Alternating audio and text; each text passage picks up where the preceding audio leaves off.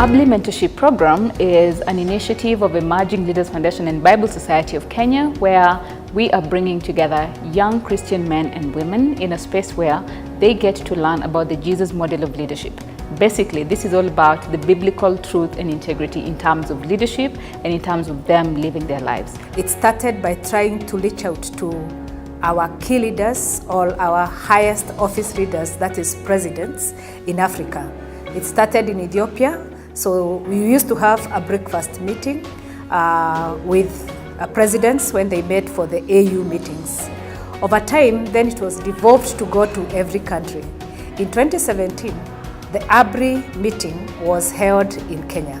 Now, what came out strongly was that there is need to bring up young leaders who have biblical truth. And our focus especially is on young people, to train them, to raise them and equip them with skills to be able to be leaders of influence where they are working, where they are serving, and to make a difference in this country. At BSK, we are very clear that it is young people who are taking this world forward.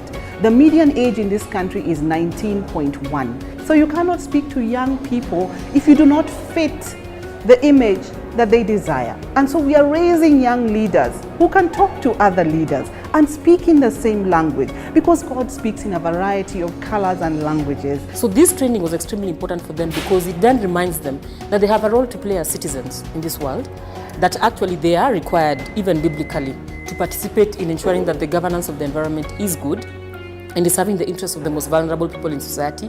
And number three, and most important, that they are responsible for defending the most vulnerable people in their society. And if they're not able to defend the most vulnerable people in their society, we're basically saying they cannot claim to love God, because the Bible itself demands that if you love God, you should be able to love your brother. The leadership idea today, the prevailing leadership idea, is that the weak will serve the strong, the poor will serve the rich, and the junior will serve the senior.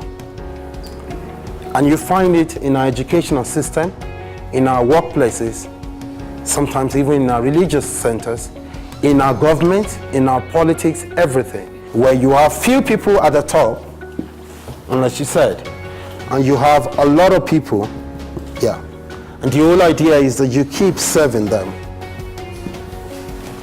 in that order. Is this the very notion of leadership? And is this the very notion of Christian leadership? I feel that the Jesus order of leadership is this, that you don't aim to be here, rather you aim to be here. True leadership is not about you.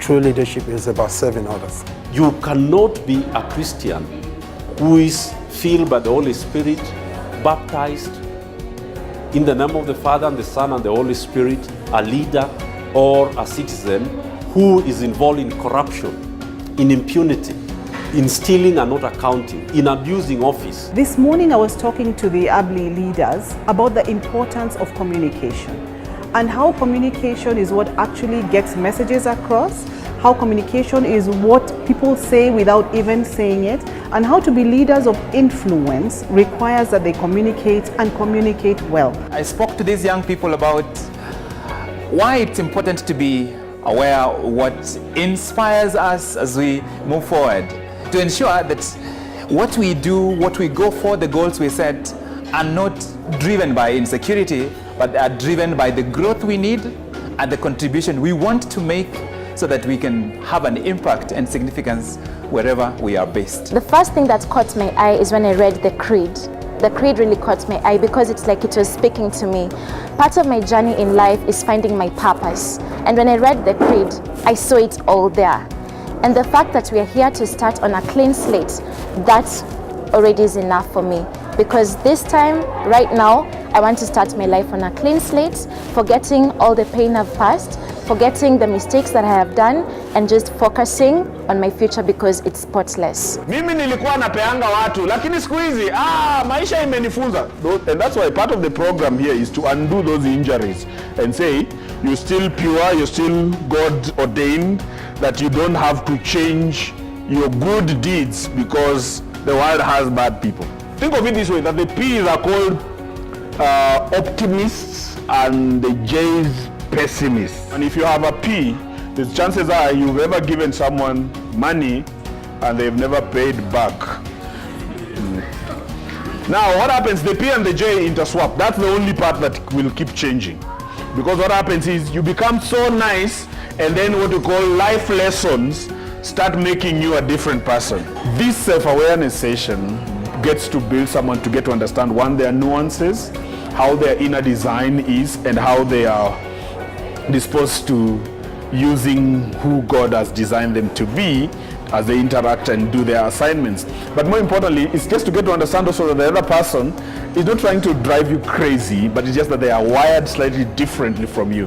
And you need their input or how they're looking at life using their lenses in that sense. And because of that, I think self-awareness is critical and key to anyone, because then you speak more from your life message, life design. You become more effective in that sense than if you didn't know. The ABLI mentorship session, especially on self-awareness, the first session, really helped me to know where I come from and to really believe in my story, because just like we were told, each and every person have their own story, which is very unique and very different. So it made me to just be in love with who I am, with my story, because it is leading to something that is beautiful and something that the world is awaiting to be revealed. To lead others, you first have to lead yourself. And to lead yourself, you have to get to a point of self-discovery and a point of knowing who are you as a person. And I realized I was walking around as a shell of a man who didn't even know who he was. I had lived with myself for over 20 years, but I had very, very little grasp of who I was until I went into that session and had Duncan speak about the different personality types. And it made me understand why I do certain things, why I think the way I think, and things like that. So that was, for me, that self-awareness class was very important. I was also very impacted with the good governance session, where we learned what good governance is, and we're actually challenged to speak up. So when you see something not going right, you need to speak up. I'm taking the session on public speaking a bit timely and personal at the same time, because I'll be going in a space where I'll have to convince people on how they should actually support the work that I'm doing. So I'm learning things about public speaking that I've actually never known before. The session that touched me so much and really moved me was that time I was mapping my life. You know, I've never really actually sat down to map my life, but I found it so moving.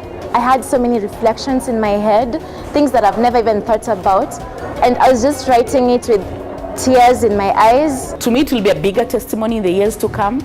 Actually, this is what I wanted. I'm more encouraged.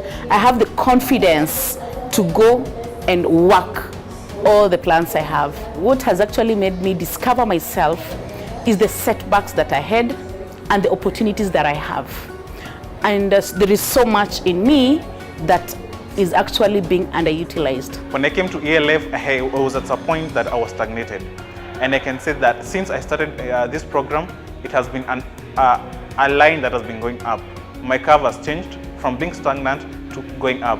It involves a lot of inspirations, it involves a lot of learning, and it involves a lot of mentorship. You have people that you look up to and people who can actually guide you on every phase of life that you're going through. The training has been very vital for me because it has equipped me to know about the personalities, about the leadership that we need to have in terms of leading the young people, because I usually deal with the youth.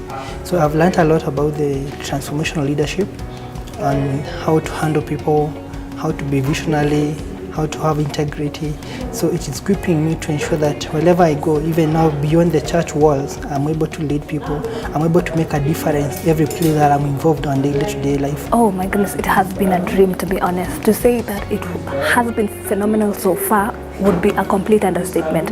It has been great, giving us the youth opportunities to just sit under people who have a wealth of information and just dig and just listen from them has been quite instrumental to just shaping our worldviews and the like. So it has been really great. I am so glad, Yani, that I am part of this program. These are the type of programs that I hope every young person in this country could have an opportunity to get into as early as possible, to increase their self-awareness and to learn what other opportunities there are and how they can grow as leaders and make a difference wherever God places them.